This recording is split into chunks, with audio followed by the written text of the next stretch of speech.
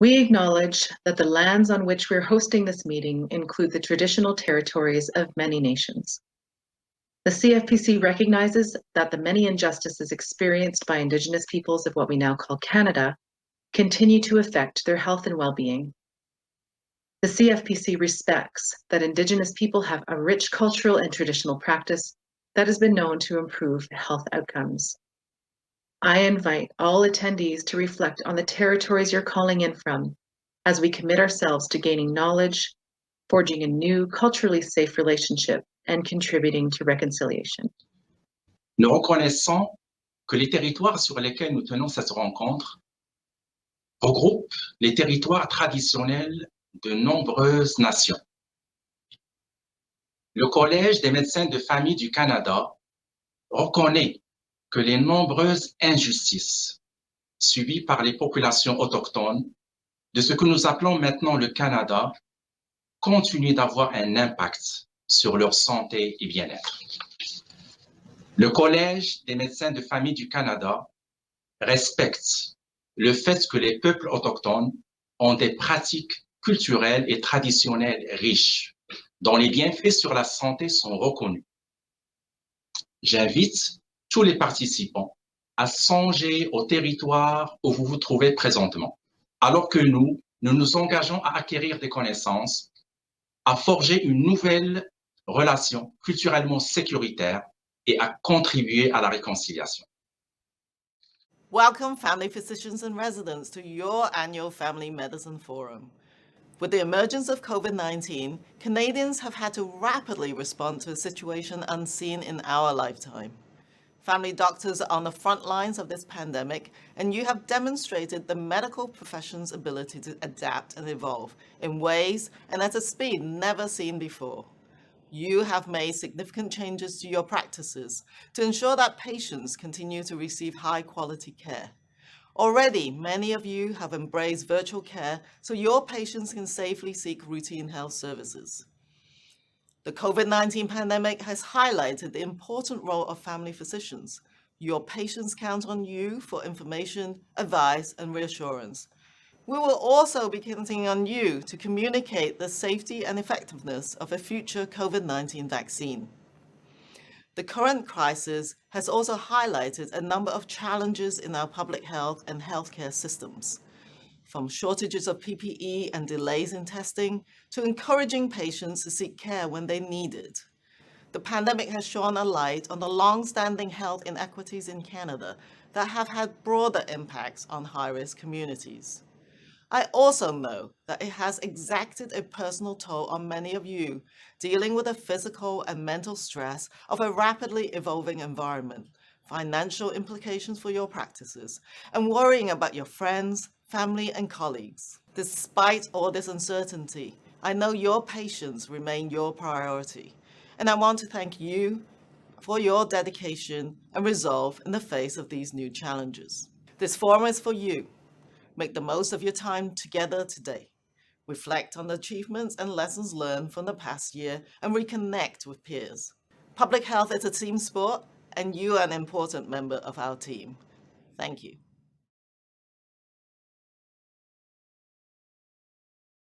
Bienvenue aux médecins de famille et aux résidents qui participent à ce forum annuel en médecine familiale.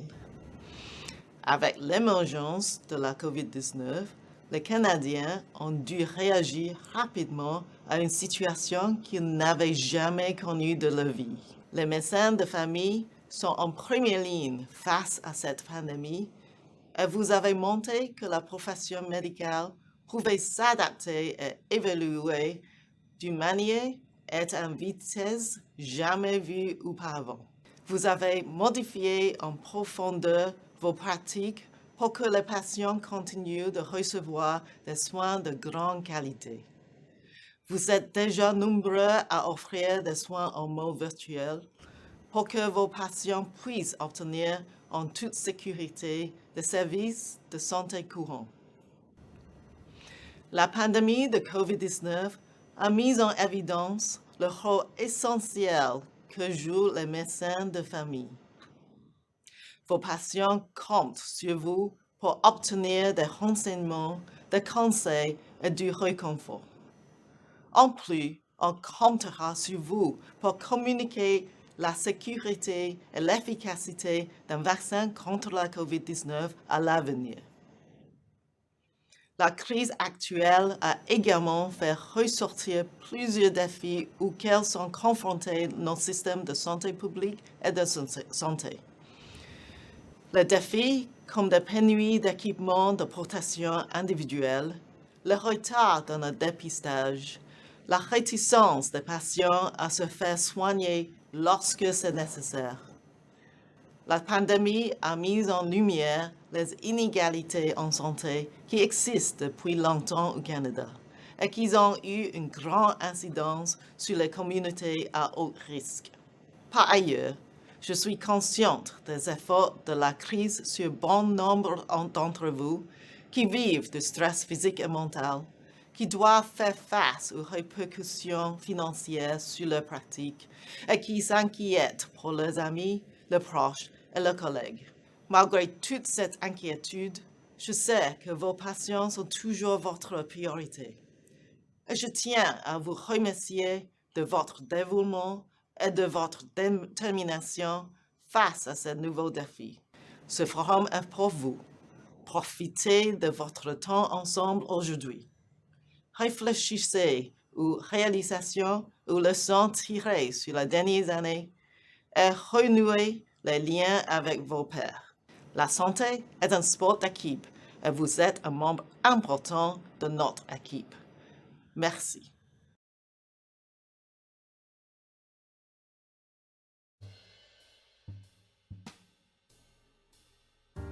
Hello, everyone, and welcome to FMF 2020 Virtual. Bonjour à tous et à toutes, et bienvenue au FMF 2020 virtuel. Please use the top navigation bar to find everything in the FMF platform. Veuillez utiliser la barre de navigation en haut de la page pour trouver tout ce que vous cherchez sur la plateforme du FMF. Visit the agenda and scroll to explore sessions and events. Consultez le programme et faites défiler l'écran pour parcourir les séances et les événements.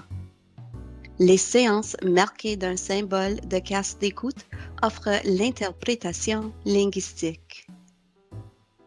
Click on the session tile for more details and use the plus sign to reserve a spot. Cliquez sur le titre d'une séance pour obtenir plus de renseignements et réservez votre place à l'aide du signe plus. If you have a question for the presenter, click Chat to submit. Si vous avez une question pour le présentateur, soumettez-la en cliquant sur Chat, clavardage. Any available polls will be found under the Polls tab. Tous les sondages seront affichés sous l'onglet Polls, Sondage. To see who is attending the session with you, select the People tab. Pour voir qui participera avec vous à la séance, allez dans l'onglet People, Participants. Click Individuals to see their profile and send a message. Cliquez sur le nom d'une personne pour voir son profil et lui envoyer un message. Under Files, you will find any slides or handouts that have been submitted. Sous l'onglet Files, Fichiers, vous trouverez toutes les diapositives et tous les documents soumis. Please click the Session Evaluation button in the agenda to provide your feedback. Thank you and enjoy the conference. Veuillez cliquer sur le bouton Évaluation de séance dans le programme pour fournir vos commentaires. Merci et profitez bien du congrès. Good morning, everyone. For those of you just joining us, I'm Francine Lemire. I am a family physician and executive director and médecin de famille, directrice exécutive et PDG, présidente du collège. Je suis heureuse de présenter notre conférencière Paul ce matin. Ceux et celles qui viennent de se joindre à nous. Mon nom est Francine Lemire, je suis un médecin de famille et directrice générale et chef de la direction au collège. Dr. Iona Heath is a retired inner-city general practitioner in Kentish Town in London and a past president of the UK Royal College of General Practitioners from 2009 to 2012. Our paths crossed when we were both on the Nous executive. sommes croisés quand on était sur l'exécutif de WONCA, la World Organization of Family Doctors, quand elle était membre général entre 2007 et 2013. Dr. Heath a écrit régulièrement pour le British Medical Journal et a contribué des essais à plusieurs publications à travers le monde. Elle a été particulièrement intéressée à explorer la nature de la pratique médicale générale, l'importance du généralisme médical, question de justice et liberté en relation aux soins de santé, soins des personnes mourantes et violences dans les familles. Elle partage ses pensées sur 2020, l'année de pratique dangereuse. Bienvenue, Dr. Iona Heath.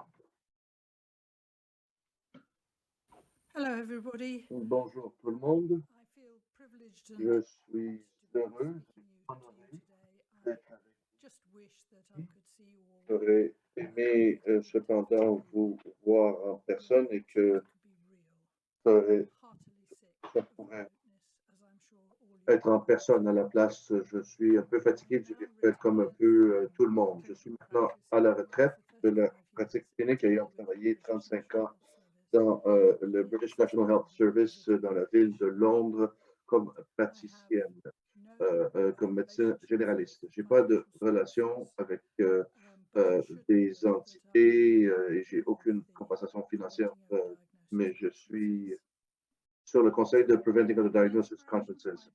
L'inspiration pour mon titre vient de 1982.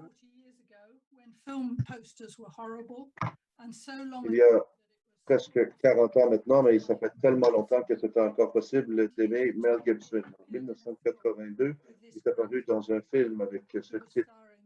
Il était avec Sigourney Weaver et Linda Hunt. Le film était à Jakarta en 1965, à l'époque du renversement du président Sukarno, le premier président indépendant de l'Indonésie. Mais rien de ça n'est vraiment pertinent parce qu'en 2020, ce titre devient l'année de pratiquer la médecine dangereusement. La venue de la pandémie COVID-19 a fait en sorte que cette année soit l'année la plus difficile pour les professionnels de soins de santé à travers le monde. On n'oubliera jamais cette année où tous ceux impliqués dans les soins de santé ont fait face à des défis sans précédent ainsi que du stress physique et émotionnel. Tout le monde aura connu au moins un peu de peur pour leur sécurité et la possibilité d'infecter leur famille ou autres. Plusieurs auraient perdu des collègues, familles et amis. Et il y a eu cette insécurité de composer avec une nouvelle maladie complexe et potentiellement mortelle. De plus, on a à composer avec des taux de mortalité records. Ça devient difficile à cause de perte de vie, d'amour, de toucher, de confiance, entre autres. Alors, pour commencer, la vie. Ces trois, un des miens et deux au sud de vous, c'est trois des chefs les plus négligents, incompétents, aucun sens de justice sociale et de solidarité, ont des taux de mortalité plus hauts que la moyenne et dans le top 7 à travers le monde pour les taux de mortalité. Et c'est pas une coïncidence qu'ils travaillaient déjà tous pour détruire leur système de santé national. Ça, c'est du Daily Report du Centre de ressources Johns Hopkins. Canada est à 26,19 morts par 100 000 de population, avec le Brésil à 72, les États-Unis 65,99 et la Grande-Bretagne 64,83.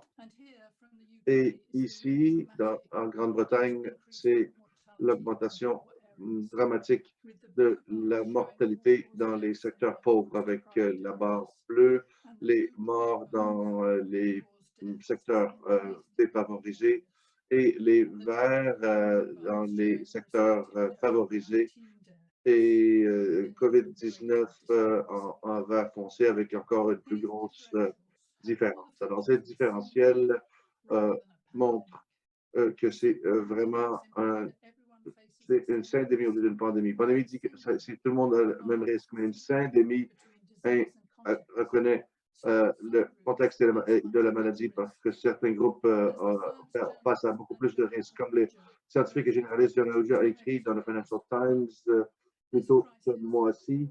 Cette crise nous a séparés, les pauvres exposés et les riches protégés. Et les Africains, Américains, les personnes de couleur, les Noirs ont plus de mortalité et plus de danger. Ça montre les taux de mortalité ajustés par région, par origine, par socio-économie, par éducation, par handicap aussi, mais même même en contrôlant pour tous ces facteurs, la mortalité de la population noire est presque 2 fois plus élevée que la population blanche. Alors, la différence entre les groupes ethniques en COVID-19 et la mortalité est en partie un résultat de désavantages socio-économiques, mais l'autre partie de la différence n'est pas encore expliquée. Et donc, Springer, la collègue américaine qui a déjà parlé de syndémie, qui a inventé le terme dans les années 90. Ça veut dire qu'il faut considérer non seulement les questions biologiques, mais aussi les questions sociales, structurelles qui poussent la maladie, qui sont moteurs de la maladie et un accès aux soins de santé égal une fois qu'on les a, les vaccins contre la COVID-19.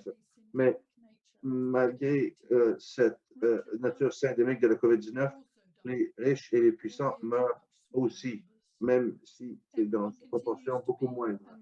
Tout le monde continue à être, les gens continuent à se percevoir à risque, au moins un peu. Alors, dans son livre de 95, To the Wedding, qu'il a écrit en réponse à la crise du sida dans les années 80, John Berger Wright écrit « On est sur le précipice ». C'est utile parce qu'on a perdu la vie. Une fois que tout le monde, les jeunes, les vieux, les riches, les pauvres, ont pris ça pour acquis, la vie était douloureuse et précaire. La chance est cruelle. Il a continué. Pendant 2 centenaires, on a vu que l'histoire nous amenait à un avenir rose, meilleur qu'on pensait. On pensait qu'on était exempt. Maintenant, les gens sont de plus en plus vus. Il y a de l'anesthésie. On est allé sur la Lune. On applique la raison dans plusieurs choses. On a pardonné au passé leurs erreurs parce que c'était dans le Moyen-Âge, mais maintenant on se trouve très loin de la grande route sur une falaise comme des puffins dans le noir. Et ça a été une situation anormale pour nous d'être des oiseaux qui font face à la mort d'une falaise. Dans les années 80-90, c'était stigmatisé les minorités qui étaient à côté d'une falaise. Et maintenant, nous le sommes tous. Et le virus est excellent pour exploiter les désavantages existants, viser les pauvres, les vieux, les gens qui sont dans des conditions difficiles, emprisonnés, les gens qui n'ont pas de place. Alors ça, c'est Sigmund Bauman qui est mort en janvier 2017 à 91 ans et il a compris les oiseaux sur la falaise et il a compris les dérangements qui sévissent dans nos sociétés à cause de cette pandémie. Dans son livre, il a écrit « Nous sommes surpris par les flashs de réalité. On est allé dans les sous-sols existants avec des existences élégantes et dire qu'ils sont non existants et la mort, c'est juste une des choses qui ont été évincées. Donc, on se sent visés et on est incapable face à la mort, quand on fait face à la mort, enfin, ça décrit notre situation actuelle, c'est ce qui amène à l'amour et la défaillance de l'amour face à l'amour et la peur de l'amour. Philippe Lumpkin, le poète, il nous dit que l'amour doit toujours être plus important que la mort. Parce que qu'est-ce qui va survivre, c'est l'amour. En 1946, George Orwell a publié un essai qu'il a appelé Comment les pauvres meurent, où il donne une raconte anecdotique de ses expériences dans un hôpital privé français. Dans chaque mort à l'hôpital, même si on a eu des bons soins, il y aura toujours des détails difficiles, des choses peut-être trop petites à être racontées, mais qui laissent des séquelles, des mémoires difficiles à cause de l'impersonnalité, parce qu'il y a trop de gens à l'hôpital et les gens meurent seuls. On isole les gens frêles et les aînés, on ne permet pas de contact avec leur famille et leurs êtres chers et on ne permet pas de visiteurs à ceux qui meurent de la COVID à l'hôpital. Ma position est la suivante. Personne ne devrait mourir seul et personne ne devrait avoir à porter le poids qu'ils ont laissé quelqu'un qu'ils aimaient mourir seul. Et aucun clinicien ne devrait porter le poids d'être complice d'une telle situation. Il faut commencer avec cette prémisse et organiser nos soins, nos distanciations sociales, nos protections physiques en conséquence. Ça ne peut pas être impossible. Et c'est certainement possible. Et la survie, c'est la thématique de la culture, l'objectif de la culture, mais ce n'est pas le seul objectif. À travers le millénaire, on a remplacé la souffrance et la peur de la mort par la créativité, la recherche à la vérité, la beauté et l'amour. Ces préoccupations ont fait en sorte que la vie, même si elle est très triste, a fait en sorte qu'elle vaille la peine. Et c'est vrai. Et ça, c'est la sculptrice Louise Bourgeois, française américaine à 86 ans, dans une photo 12 ans avant sa mort en 2010, à 98. Dans son journal intime, quand elle avait peut-être 75 ans, elle a écrit « Vous venez au monde seul, vous mourrez seul. La valeur de l'espace entre les deux, c'est l'amour et la confiance. Tout vient de l'autre. Il faut pouvoir atteindre l'autre. Sinon, on est seul. » Et ça m'amène directement au rôle de médecine familiale.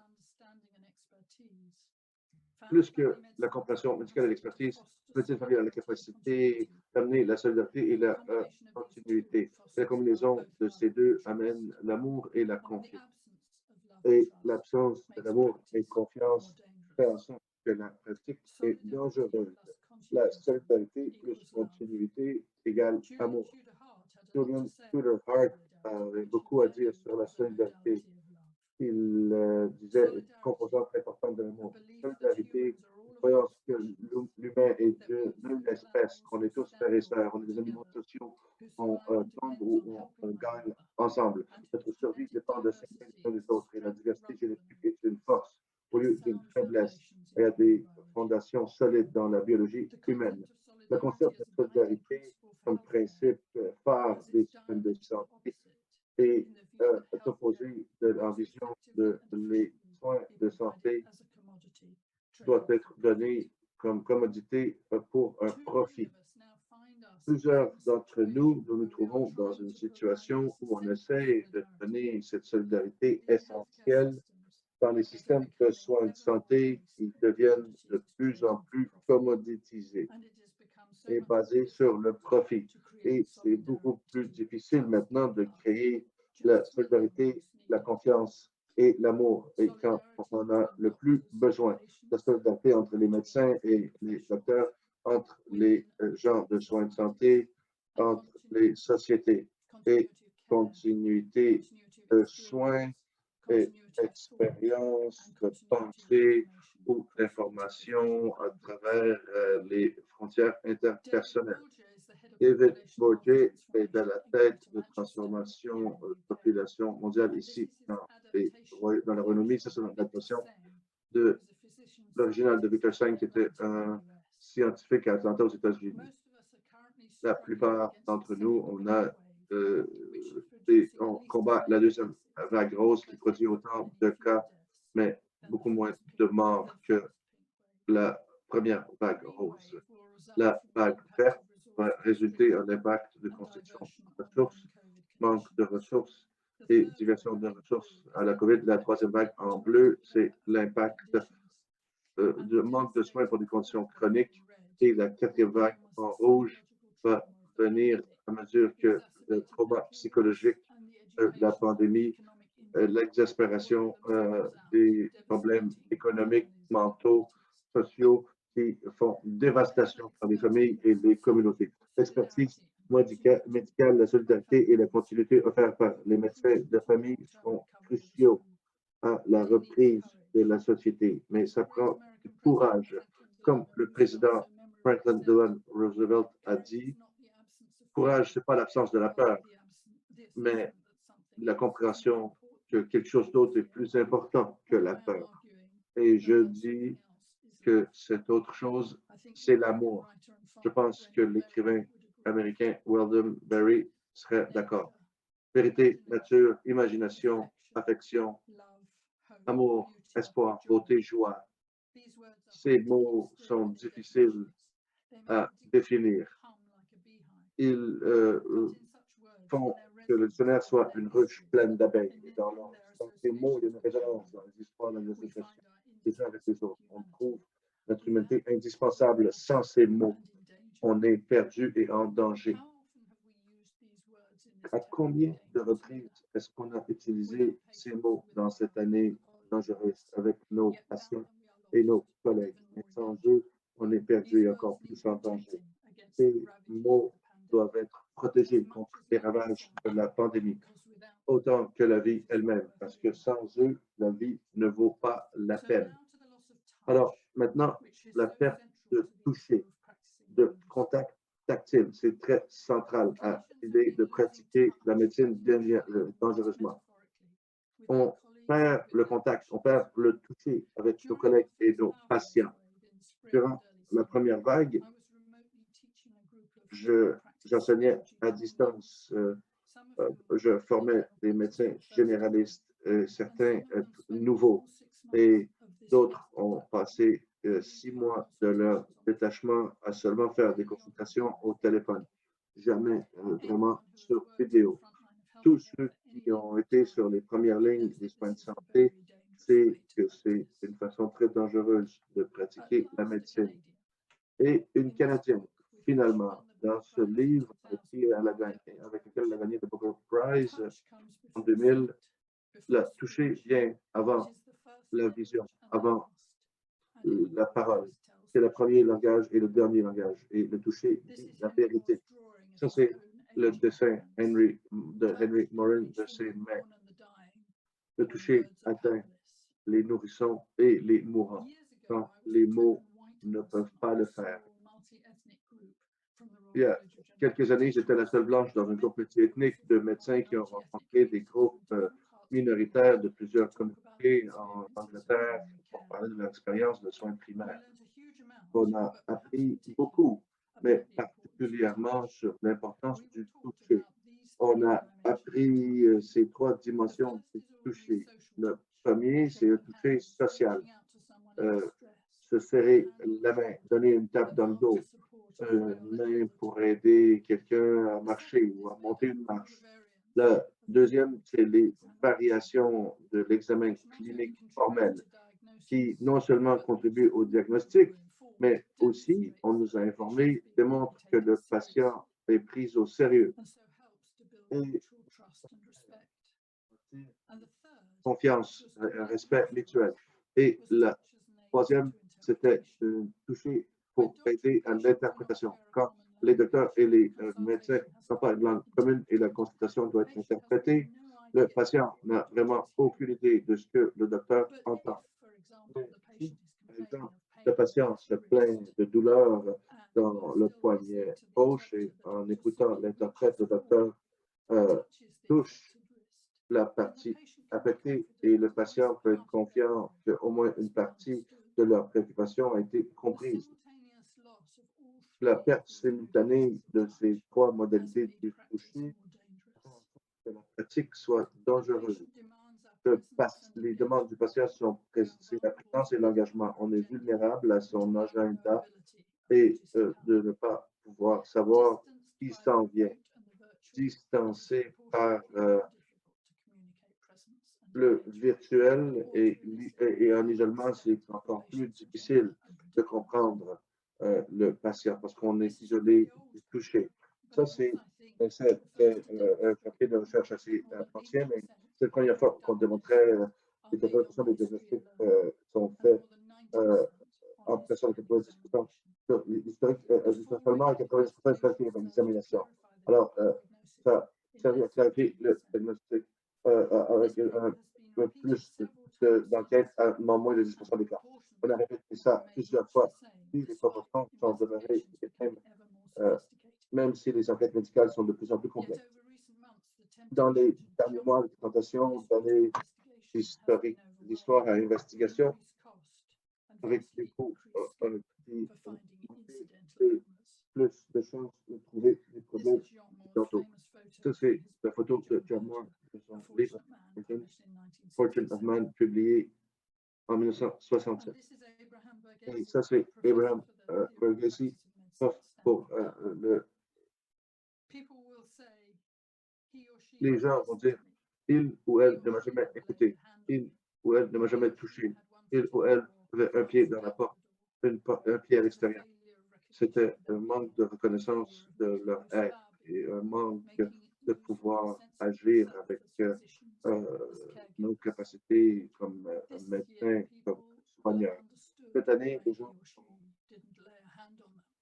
ils n'ont pas été touchés par le médecin, mais la défaillance demeure. Charles Dickens a parlé du pouvoir du toucher. Il sait qu'en la touchant avec ses mains, il peut la calmer plus facilement. Ça, c'est Dr. Richard Westacott, médecin qui écoute Bill Brown à Devon, dans le sud-ouest de l'Angleterre, et par James Orgilius, photographe anglais, en octobre 1994. Abraham Verghese, encore une fois. Si l'examen clinique est fait de manière rapide et ce n'est pas fait avec considération, et si la nature sacrée est violée, la transformation, c'est l'information de la relation médecin-patient, le début de partenariat thérapeutique et la guérison ne peut pas arriver. Ce sont des pertes sérieuses et dangereuses. Le 30 juillet, dans cette année dangereuse, Matt Hancock, qui est profondément ignorant et incompétent, dit que tous les médecins, tous les consultations devraient être des téléconsultations et on ne devrait pas se retrouver dans les mauvaises habitudes et pour que les cliniciens puissent se concentrer sur ce qui est important. Une groupe d'autres, on était tellement outragés qu'on a répondu ces téléconsultations sont potentiellement dangereuses pour les patients et professionnels. C'est très important de pouvoir écouter non seulement le patient, mais aussi de les voir et de les toucher. Dans la capacité d'examiner les patients et vérifier les choses en personne, les diagnostics seront manqués, repoussés ou manqués. Alors, les téléconsultations aussi préviennent ne permettent pas à ceux qui sont désavantagés ou qui sont en de maison d'avoir de l'aide nécessaire. Même si c'est plus facile pour certains patients, avec des problèmes discrets, clairement définis, mais les téléconsultations ne peuvent pas vraiment capturer les facteurs, multifacteurs de plusieurs situations médicales. Alors, dans cette pratique, on a rencontré l'histoire d'un patient en particulier qui ne parlait pas d'anglais. Et elle a parlé alors, vu que c'était la troisième ou quatrième fois qu'il a appelé en son nom depuis le début du confinement à Londres en mars. Et à chaque fois, il parlait d'un UTI et un Urinary Tract Infection. On lui a donné de l'antibiotique et on a décidé que cette femme devait être vue et touchée. Elle pensait que c'était surprenant et intéressant que la femme est venue sans son fils. Elle a pu parler à la femme avec Language Line et a pu l'examiner. elle a été choquée de découvrir un collapse. Et vous pouvez vous imaginer l'inconfort et l'anxiété que le patient endurait depuis mars. Matt Hancock, peut-être c'est notre ministère de Santé, mais il n'a aucune idée. En termes de perte de confiance, je dois parler de trois enjeux. Premièrement, la question de perte de confiance et dans notre idée qu'on avait un pays compétent, on avait un système compétent, qu'on vivait dans un bon pays avec de bons systèmes. Ça s'applique plus à mon pays que le vôtre. Plusieurs cliniciens font des consultations à distance depuis plusieurs mois et commenceraient à perdre la confiance de leur s'appliquer particulièrement à ceux qui travaillent en soins primaires sur les premières lignes où et on utilise moins les technologies. Et troisièmement, la venue de la pandémie a accéléré une perte de confiance et pouvoir maintenir un bon équilibre entre ces deux aspects essentiels des soins. Et trop de soins déjà est devenu mécanisé, technologique, transactionnel. Et maintenant, cette année de pandémie a accéléré cette déshumanisation graduelle. Déjà avant la venue de la COVID, dans le marché des soins de santé, les médecins et les patients souvent sont réduits à des machines standardisées dans des systèmes bureaucratiques et industriels. Les médecins comme unité de livraison de soins, patients comme unité de consommation. Les objectifs des soins de santé ont souvent été réduits à une simple transaction. L'importance des relations humaines ont été mis de côté, ainsi que une relation avec le médecin et de la continuité. Les priorités sur des traitements standardisés, des enquêtes standardisées, plus que comprendre qu'on construit la santé avec le patient. Alors, toutes ces tendances sont en accélération durant cette année de vie dangereuse. Comme le grand sociologue Eric Montolossi a dit, pour être honnête, si on a une peau épaisse, les problèmes que l'on confronte sont techniques et pas des problèmes complexes de relations humaines. Il y a un autre grand Canadien, Robertson Davis, très peu de personnes peuvent être soignées par un médecin qu'ils n'aiment pas. Et le legs de la COVID-19 et qui va vraiment toucher tout le monde. Ça veut dire qu'une nouvelle question devrait être ajoutée au répertoire de chaque praticien. Quelque chose comme comment est-ce que la pandémie vous a affecté? La question, c'est un début d'essayer de comprendre et porter attention à la présence de deuil, des stress du deuil qui affectent la santé. De survivre cette tristesse de penser sur la culture et les relations humaines depuis le début de l'humanité. Il va continuer sur ces bases. Comme j'ai dit, les médecins de famille se fait dans deux arènes, la transaction et le relationnel, et les deux sont essentiels. Cependant, les aptitudes transactionnelles ne font rien pour aider les gens qui sont en deuil, mais le respect mutuel et la confiance peut avoir des effets énormes. La construction de relations avec le patient sont les bases sur lesquelles les traitements futurs seront plus faciles. Et de poser des questions, de s'intéresser à ce que les patients ont vécu durant la COVID est un moyen de commencer ces relations. Il faut résister à la tentation de pathologiser, d'étiqueter ou de ne pas faire attention à l'expérience du deuil parce que ça s'oppose à l'élaboration d'une relation.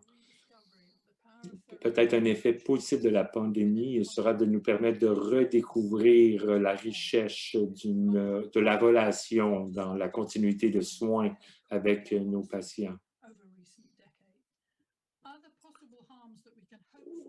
d'autres effets négatifs de la COVID-19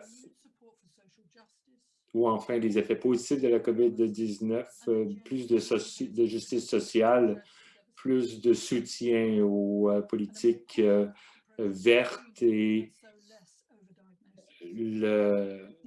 moins de soins de santé basés sur la statistique et les techniques. La COVID a dérangé la routine des soins des patients. Ça nous donne ici une opportunité de réintroduire l'aspect relationnel des soins. Tout nous indique que les patients et les médecins veulent voir des valeurs de solidarité prendre le dessus sur la recherche de profit. Vous pouvez faire avancer les choses chacun dans vos juridictions.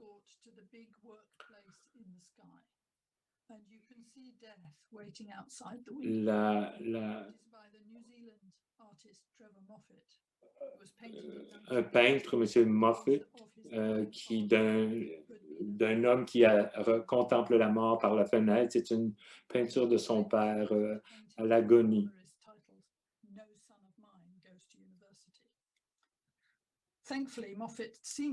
Moffat est mort en 83 et ses derniers jours n'ont pas été passés tout seul dans une pièce sans visiteurs, sans amour et sans contact physique avec ses proches.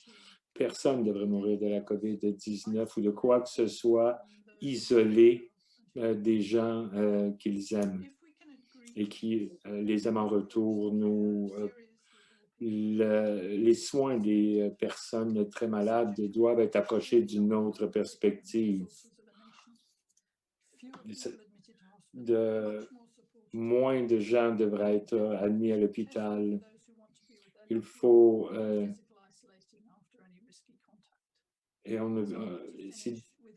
je veux finir avec quelques mots de l'auteur tasmanien, Richard Flanagan. Il y a eu la naissance et l'amour et ensuite la mort, et c'était les trois seules histoires dans la vie. Mais il y a aussi ce bruit sans fin qui confond les personnes, qui leur fait oublier que tout ce qui existe est la naissance, l'amour et ensuite la mort.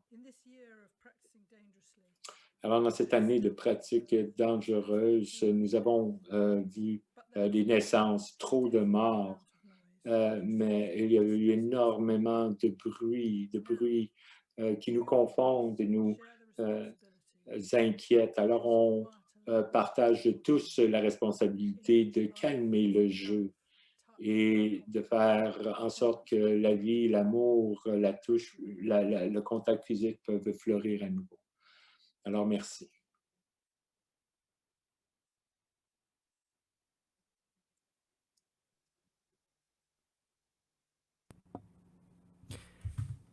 Thank you, Dr. Heath, for this. Alors, merci, Dr. Heath, pour cette présentation. On est tous d'accord que plusieurs des choses que vous avez mentionnées sont tout à fait à propos au sein de cette pandémie et beaucoup d'entre nous sont absolument d'accord. Je veux profiter de cette opportunité pour vous poser des questions que l'auditoire a posées. Commençons par une première question. Alors, récemment, nous avons rempli un sondage qui indiquait que 4 visites sur 5 sont maintenant faites de façon virtuelle. La majorité de ces consultations se fait au téléphone. Alors, on se demandait si vous avez vu la même tendance en Grande-Bretagne et si ça a changé depuis le printemps. Et pensez-vous que ce changement va être permanent et pensez-vous que ce changement sera positif ou négatif? J'ai essayé d'expliquer pourquoi c'est une tendance très dangereuse à continuer à ces niveaux.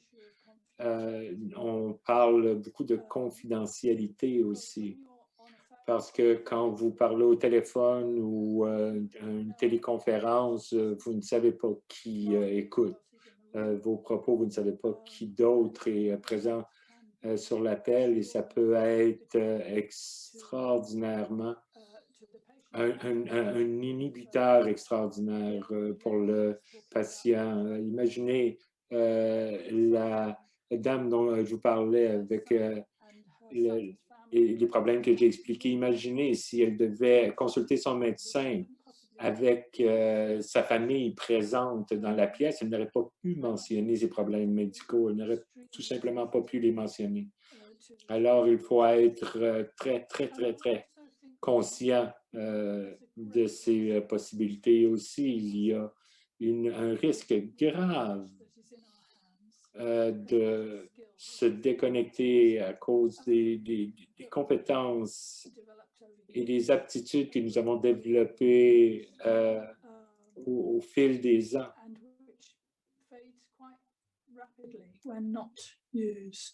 Et ces aptitudes s'estompent rapidement si on ne les pratique pas. Je ne pense pas que ça va être permanent, ces changements. Je pense qu'il y a un besoin. Les gens veulent entrer en relation avec leur médecin de famille.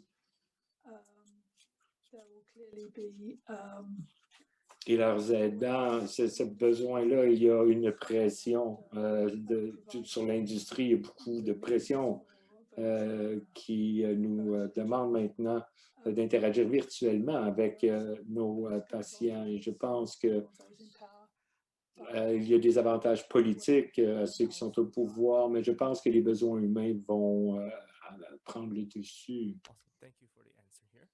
Alors, merci. Encore une fois, on se demandait pouvez-vous nous parler de l'éducation médicale? Est-ce qu'il y a une façon où les professeurs en médecine familiale peuvent soutenir et promouvoir les concepts que vous avez expliqués pour la prochaine génération? Et surtout à propos de la relation patient-médecin qui est au cœur de notre pratique. Je crois que la relation médecin-patient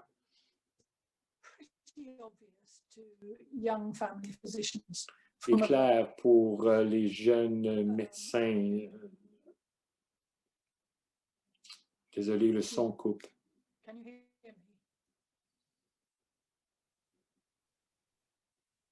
Hello? Hello? Yes, we can still hear you. Peter, you can still hear me, thank you. Vous pouvez m'entendre? OK, très bien. Parce que je peux fermer la vidéo si on a des problèmes de connexion. Bon, je disais que le pouvoir de la relation devient clair aux jeunes médecins alors qu'ils commencent d'avoir des rencontres répétées avec leurs patients pour réaliser comment la dynamique s'installe quand il voit des patients plus qu'une fois. Un ami, un médecin de Norvège me disait que la première rencontre avec quiconque est différente de la 10e rencontre avec cette personne. Et c'est vrai dans n'importe quel type de relation et ça s'applique à la relation patient-médecin. Il y a une menace les circonstances peuvent rendre difficile de développer cette expertise pour les jeunes médecins. Si on ne leur permet pas de voir leurs patients en personne, il faut que les jeunes médecins goûtent aux soins continus de leurs patients pour développer ces aptitudes. Une autre question, est-ce que la médecine familiale se réorienter son focus et d'accompagner leurs patients dans la mort au lieu d'appliquer la tendance actuelle qui cherche à la retarder, à la reporter? Il y a une question d'équilibre ici.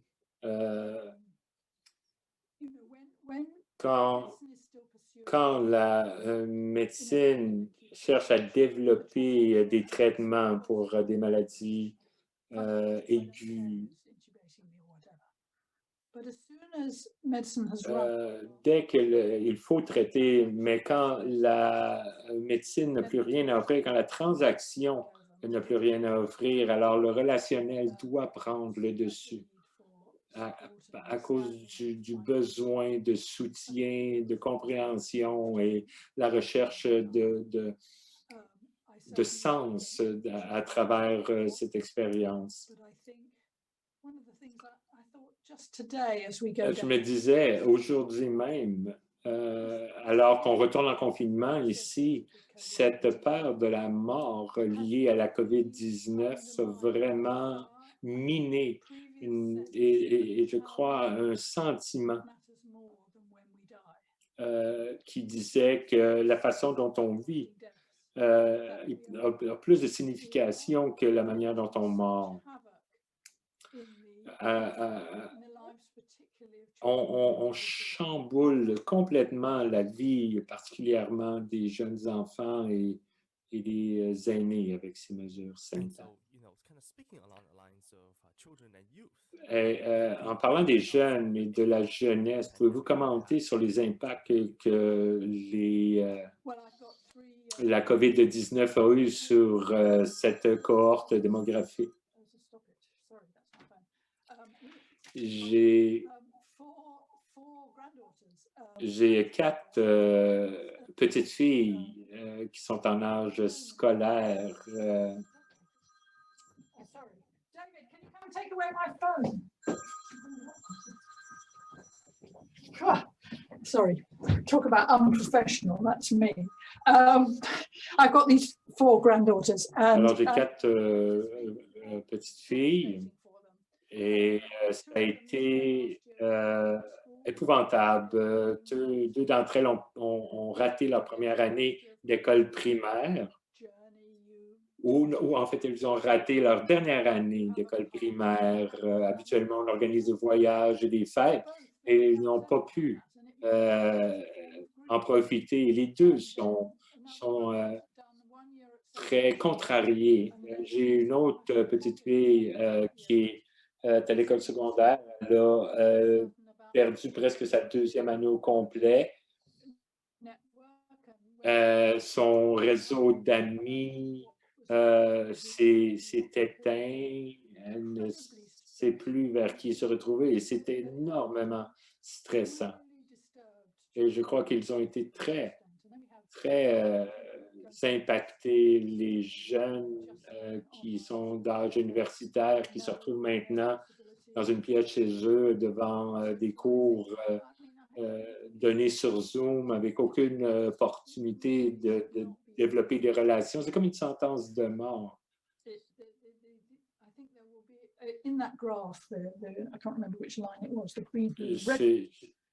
Dans ce graphique que je vous ai montré, je pense que la ligne rouge qui exprimait les conséquences à long terme, les conséquences de la suspension des rapports humains pendant cette crise. On va voir les conséquences pendant de nombreuses années. I can certainly resonate that thought as I'm currently in a community with 2 large universities and has certainly been a big change. Alors oui, dans notre communauté, les 2 grandes universités, la dynamique a vraiment changé. On voulait vous demander si vous avez des conseils sur la façon pour augmenter notre capacité d'avoir des consultations en personne au milieu des contraintes sanitaires et de la distanciation physique. Alors, comment peut-on faire ça? On a besoin, je crois, d'une évaluation des risques beaucoup plus sophistiquée. Je crois que les cliniciens n'ont pas complètement évalué le risque de voir d'autres maladies se manifester si les gens ne sont pas... si on ne permet pas aux gens de consulter leur médecin en personne. On doit commencer à évaluer les risques pour nos patients et pour nous-mêmes d'une façon beaucoup plus individuelle. Et je crois que si on le faisait, il y aurait beaucoup plus d'opportunités de voir nos patients en personne. Prenez le cas de la patiente dont je vous parlais, elle risquerait de contracter la COVID pour se faire diagnostiquer et traiter. Parce que c'était énormément douloureux, ces polypes. La seule chose dont vous ne pouvez pas mourir aujourd'hui est de COVID-19. Vous pouvez mourir de tout le reste. Mais maintenant, on ne parle que de la COVID. Mais on doit être plus sage dans notre évaluation et dans notre utilisation du temps et des ressources.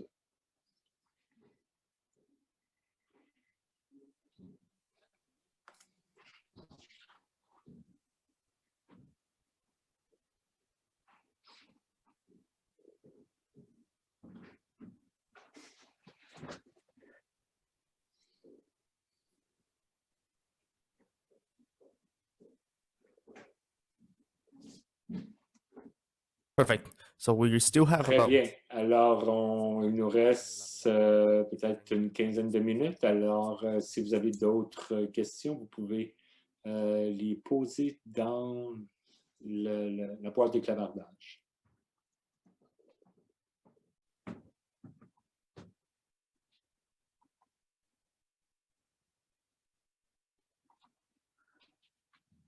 Yeah.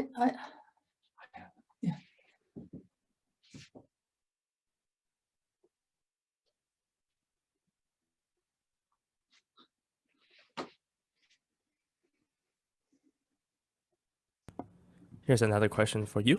Alors, une Do you question, est-ce que les frais de service durant la COVID-19, c'est difficile pour moi de commenter le contexte canadien. Je crois que de demander un frais pour un soin de santé amène une inéquité. Ça va avantager les gens qui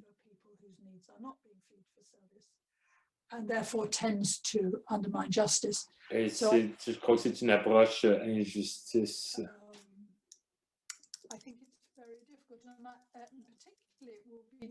Une question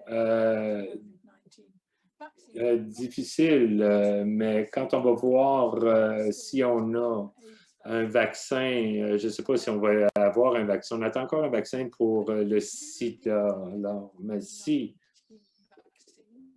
on trouve un vaccin,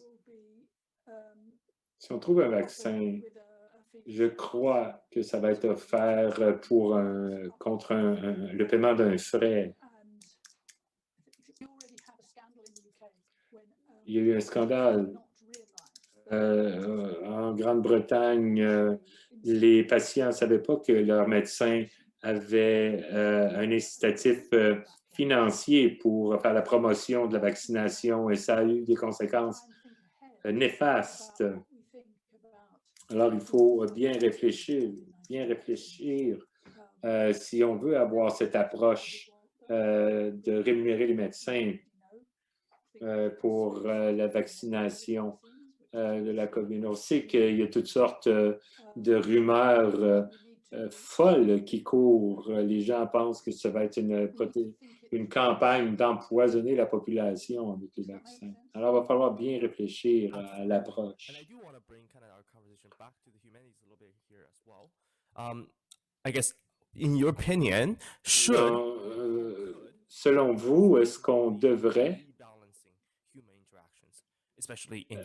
prendre les devants et devenir les leaders pour la promotion des soins humains? C'est ce que je disais, on n'est pas des médecins si on ne contrôle pas l'aspect transactionnel et technologique de nos pratiques.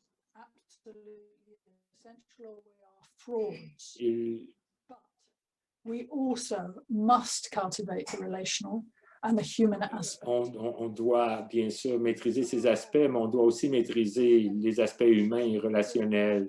C'est notre rôle de bâtir et de nourrir ces relations humaines. J'aime beaucoup cette citation qui disait que personne ne peut guérir s'il est soigné par un médecin qu'il n'aime pas. And I once heard a wonderful, well, it wasn't particularly wonderful, it was a talk by an American expert on. J'ai entendu un expert américain dire à propos des poursuites dans le milieu médical. Il disait que les gens qui poursuivent leur médecin avaient déjà décidé de poursuivre leur médecin avant que quelques problèmes que ce soit se manifestent. Si votre médecin est arrogant, ne les écoute pas, ne les respecte pas, alors le patient va chercher la bébite et le poursuivre. Alors, les relations humaines, c'est la joie, c'est vraiment le plaisir qu'on a de pratiquer, c'en est la base. And distress us, and how we struggle to understand them, and how. Alors, c'est parfois difficile de les comprendre, mais la littérature humanitaire, la musique, les arts nous aident à comprendre les situations dans lesquelles nos patients et les humains se trouvent. Perfect. So thank you for answering these questions. Merci. Keeping in mind the time, I think we'll move on. I just want the audience members to know. Dans l'intérêt du temps, on doit arrêter ici. Je veux dire à tous les participants que ces questions vont être disponibles au docteur pendant 30 jours encore et elle pourra vous répondre par courrier. Je vais maintenant passer la parole à notre animatrice.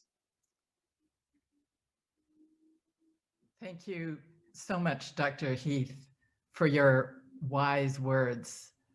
And I'm so glad this has been recorded so I can go back and watch it again. There was so much. Je suis heureux que cette présentation a été enregistrée. Je vais pouvoir la regarder.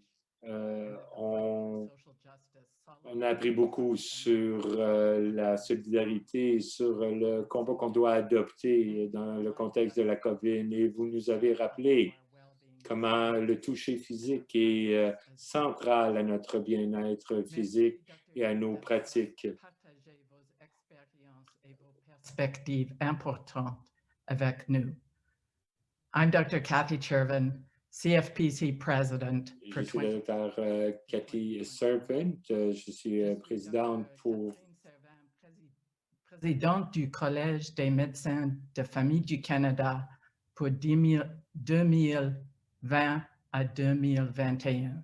And at this time, I'm delighted to announce that Dr. Heath is our TD Insurance Spotlight on Achievement Award recipient. J'aimerais annoncer que Dr. Heath est la lauréate du prix Clin Feu sur les réalisations TD Assurance. The TD Insurance Spotlight on Achievement Award is bestowed upon an outstanding national or international figure who has contributed significantly to medicine, family medicine, the health and well-being of the population in Canada or around the world. This is a program of the Foundation for Advancing Family Medicine through the generosity of foundation donors and the TD Insurance. Congratulations, Dr. Heath. I wish we were in person. I wish I was able to shake your hand and maybe give you a hug. Alors, j'aimerais ça être cette rencontre en présence. Alors, c'est la fin de notre conférencier invité. Je voulais simplement vous dire merci. Merci. Et faisons-nous l'accolade de façon virtuelle.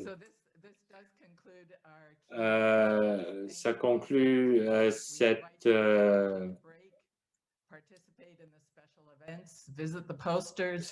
événement. Alors, nous avons maintenant une pause d'une demi-heure et on se retrouve à 11h30 pour une autre session stimulante. Et merci.